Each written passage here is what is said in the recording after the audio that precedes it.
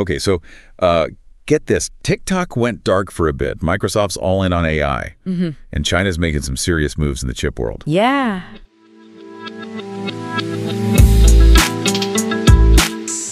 Welcome to our deep dive into the AI funnel by Konstantina Giannopoulou, where we try to figure out how AI, tech giants, and global power are all kind of like colliding right now. Yeah, it's crazy. We've got stories from the U.S., China, the UK, Ireland, and of course, we got to have a little bit of Elon Musk, right? Always gonna have a dash of Elon. So are you ready to dive in? Let's do it. Let's unpack it all, starting with TikTok. Yeah. They had a wild ride this week. They did.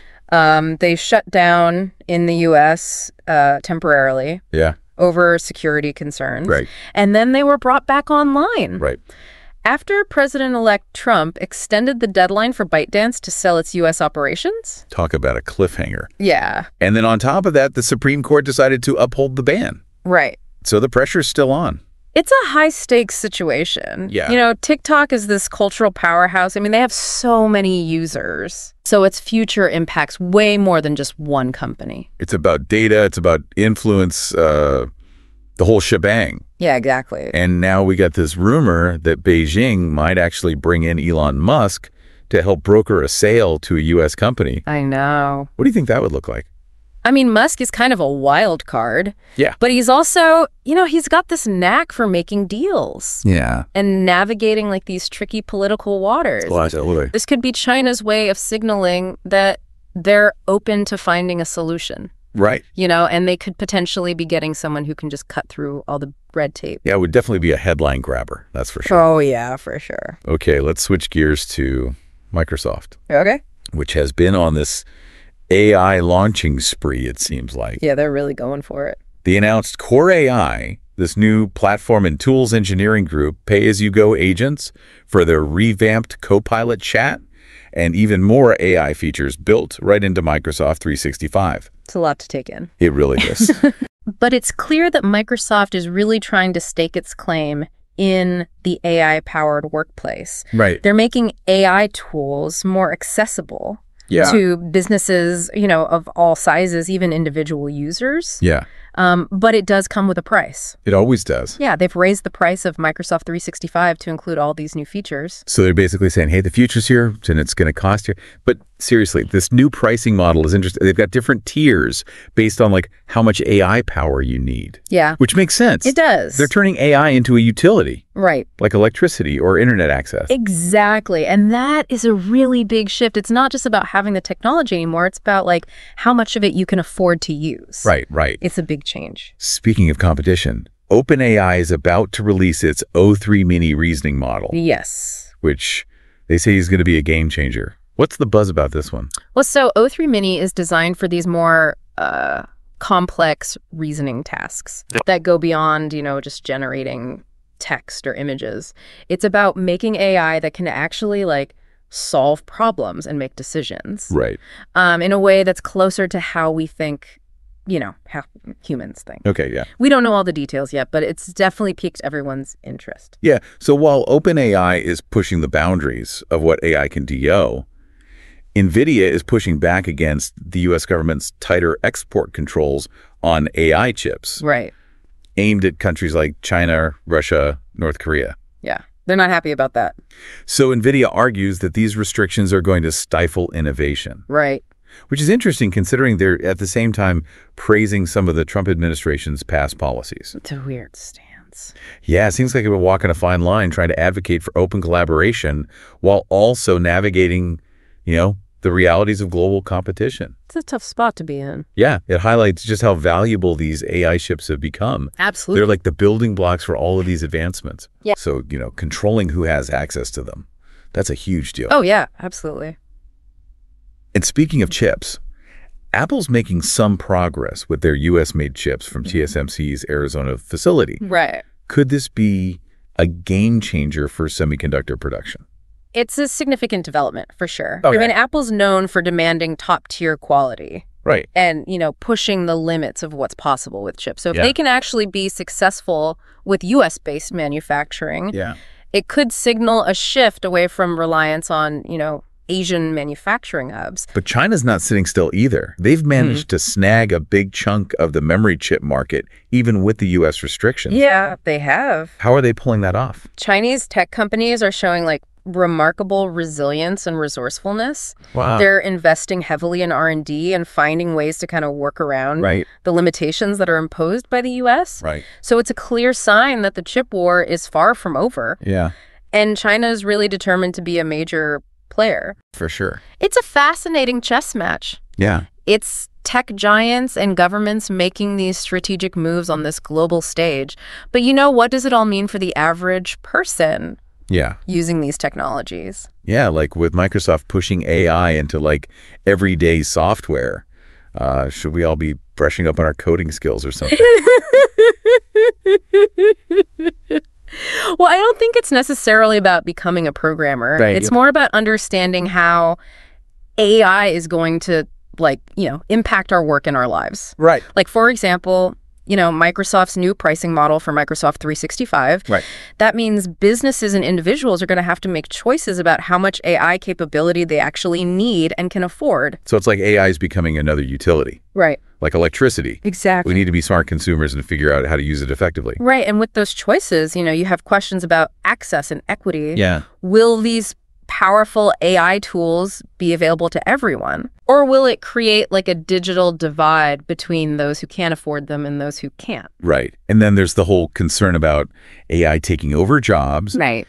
If machines can do more tasks, does that mean fewer jobs for humans? Well, it's a question that's been around since the first machines were invented, right? Right. Technological advancements often displace certain jobs. Right.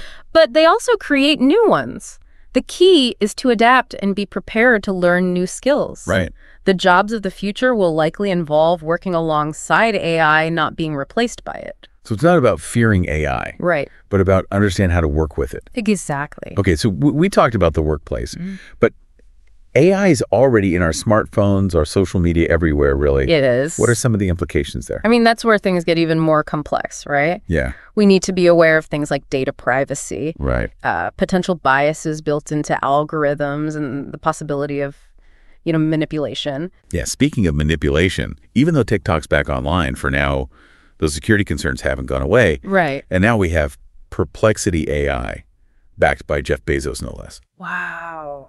making a bid to buy TikTok's U.S. operations. That's a big deal. It really is. It shows how valuable TikTok is as a platform. It is. It's not just about, funny videos. Right. It's about a massive user base, the ability to influence trends, shape opinions, Yeah. and a treasure trove of data. A gold mine.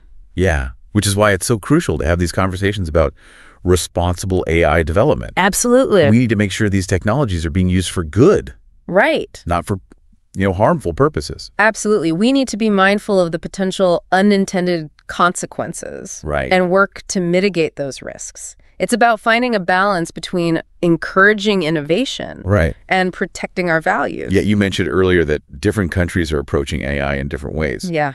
The UK wants to become an AI superpower, while Ireland seems to be easing regulations. Yeah. It's like they're taking opposite approaches. Yeah, each nation is navigating this new landscape based on its own circumstances and priorities, right? Right. The UK's focus on responsible innovation is interesting. Yeah. It suggests they're trying to find that middle ground between advancement and, ethical considerations. Yeah. Ireland, on the other hand, may be betting on a more laissez-faire approach to attract investment Right. and become a hub for AI development. It highlights how there's no one-size-fits-all solution. No. But it's clear that AI is going to play a major role in global competitiveness. Absolutely. Those who fall behind risk being left in the dust. For sure. And that brings us back to the chip race between the U.S. and China. Right. Control over these advanced semiconductors is crucial for AI development. Yeah. Which is why we're seeing such intense competition in this area. It's cutthroat. Apple's move to produce chips in the U.S. is a big deal. It is. But China's making serious progress with memory chip production, They are. even with those restrictions in place. It's impressive. It feels like we're on the verge of a major power shift. The situation is definitely dynamic and unpredictable. Right. The stakes are incredibly high. Yeah. And the outcome could have really far-reaching consequences for the global balance of power. Okay, so we covered AI's impact on work, Uh-huh. our daily lives, and even the geopolitical landscape. Yeah. But what about the future? What can we expect in the next few years? Well, predicting the future is always a challenge, Yeah. but there are some key trends to watch. Okay. One of the most exciting is the convergence of AI with other cutting-edge technologies, Okay. like biotechnology, nanotechnology, and quantum computing. Whoa, hold on. That sounds straight out of science fiction. Yeah, it's pretty mind-blowing. What does that even mean in, like, practical terms? Well, think about AI-powered medical diagnostics that can detect diseases in their earliest stages. Or personalized gene therapies tailored to your specific DNA, or quantum computers capable of solving problems that would take classical computers centuries. Now, I'm both excited and terrified. Okay.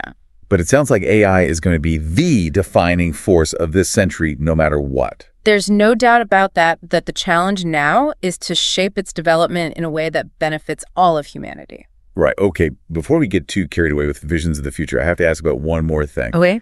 We've mentioned Elon Musk a few times already. Yeah. And he seems to have his fingers in every pie these days, from space travel to electric cars to, of course, AI. Yeah, he does. He's everywhere. What's his role in all of this? Well, he's a fascinating figure, both brilliant and controversial. Right. He's not afraid to push the boundaries of what's possible, Yeah. which makes him a significant force in the tech world. Some might even call him a visionary. Yeah. Others a mad scientist. Yeah. But there's no denying his impact. His influence is undeniable. Yeah. And his ventures like Neuralink, which aims to create brain-computer interfaces. Yeah. And SpaceX, with its ambitious goals of colonizing Mars, could have profound implications Right. for the future of AI and humanity as a whole. Yeah. Now, that's a topic for a whole other deep dive. Absolutely. So we covered a lot of ground today. Yeah. TikTok's near-death experience, Microsoft's AI power play, the global chip race, Yeah. and even got a glimpse into a future where AI merges with biotech and quantum computing. It's a lot to process. Yeah, it really is. We've seen how AI is no longer just, a futuristic concept. It's Yeah. shaping the present in profound ways. If there's one thing I want listeners to take away from this deep dive, Yeah. is that AI is no longer something, out there on the horizon. Right. It's here. It's NNW. Yeah. And it's changing everything from how we work to the balance of power on the world stage. Absolutely. And with all this change comes, incredible opportunities. Yeah. Some very real challenges. For sure. What struck me the most is the diversity of approaches we're seeing. Yeah. Governments, corporations, even individuals Yeah. are all wrestling with how to navigate this AI-powered world. Right. Like the UK pushing for ethical AI leadership, Ireland taking a more hands-off approach, Yeah. and tech giants like Microsoft and OpenAI racing to develop, ever more powerful tools. It's a race. It feels like everyone's trying to figure out the rules of the game while the game itself is still evolving. Yeah, that's a great way to put it. And I think that's what makes this such a crucial moment. Right. Decisions we make today Right. about regulation, development, even just how we use these technologies in our daily lives Right. will have a ripple effect for years to come. So as we wrap up this episode of The Deep Dive, here's a question for everyone listening. If AI is a mirror reflecting our values and aspirations, what kind of reflection do we want to see? And what role will each of us play in shaping that reflection? That's a powerful thought to leave our listeners with. Yeah. The future of AI isn't just about algorithms and processing power. Right. It's about human choices, human responsibility, and the kind of world we want to live in. Thank you for joining us on this deep dive into the AI funnel and the future of work and life in an AI-driven world. Until next time, stay curious, stay engaged, and keep exploring the ever-evolving landscape of artificial intelligence.